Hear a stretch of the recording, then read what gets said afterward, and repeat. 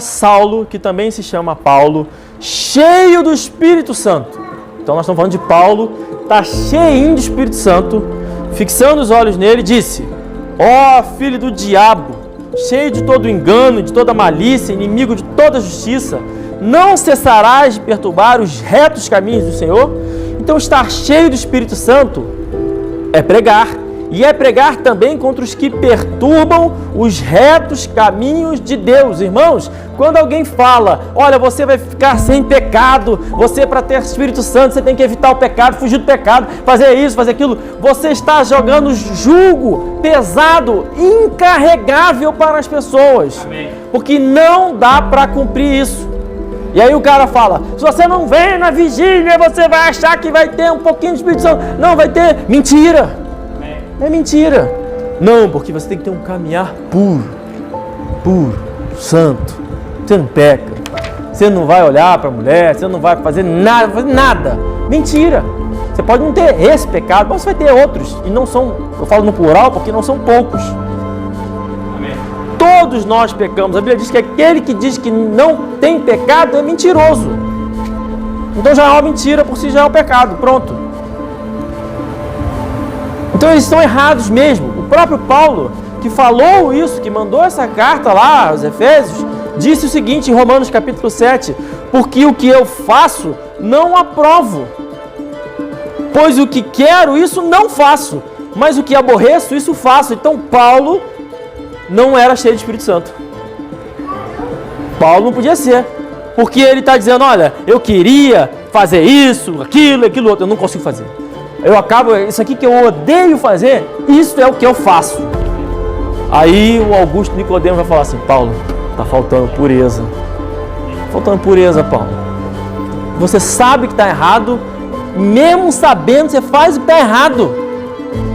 Então, pelo critério desse, Augusto Nicodemo, Paulo Júnior, Nandia Lopes, Jesus Coppi, Antônio Júnior, Paulo não seria uma pessoa cheia do Espírito Santo. Mas pelo critério bíblico, que nós, batistas, temos falado desde sempre, Paulo era cheio do Espírito Santo. Por quê? Porque ele pregava. Ah, mas será que é isso mesmo? Vamos continuar. Atos 4:31. E tendo orado, moveu-se o lugar em que estavam reunidos. E todos que estavam lá, foram cheios do Espírito Santo e anunciavam com ousadia a palavra de Deus. Eles não saíram lá e ficaram santos, andando em linha reta, com pureza, e você olhava e estavam quase flutuando. Não.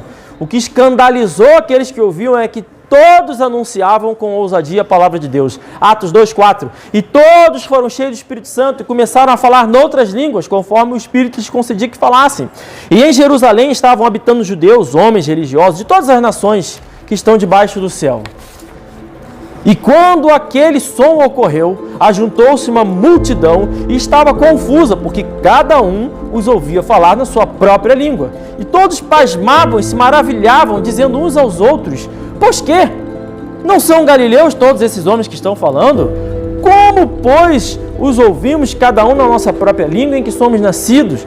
Pardos e medos, elamitas, e os que habitam na Macedônia, Judéia, Capadócia, Ponto e Ásia, e Frígia e Panfilha e Egito, e parte da Líbia, e junto a Cirene, e forasteiros romanos, tanto judeus como prosélitos estão falando assim, olha, esses caras estão falando a língua deles, nós temos aqui 13 línguas diferentes, todo mundo está ouvindo.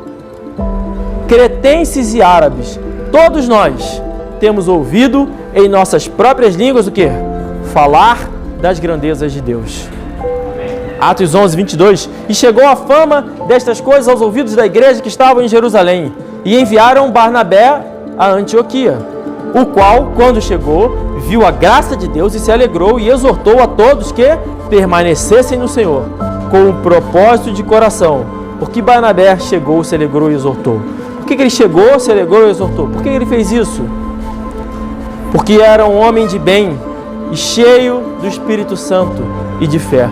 E muita gente se uniu ao Senhor, muita gente se converteu com a pregação de Barnabé. Por ele ser cheio do Espírito Santo, quando ele chegou lá, a primeira coisa que ele fez foi o quê? Pregou. E muita gente se converteu. É por isso que nessas igrejas que pregam santidade, pureza, não tem apelo, não tem evangelismo, não tem nada disso.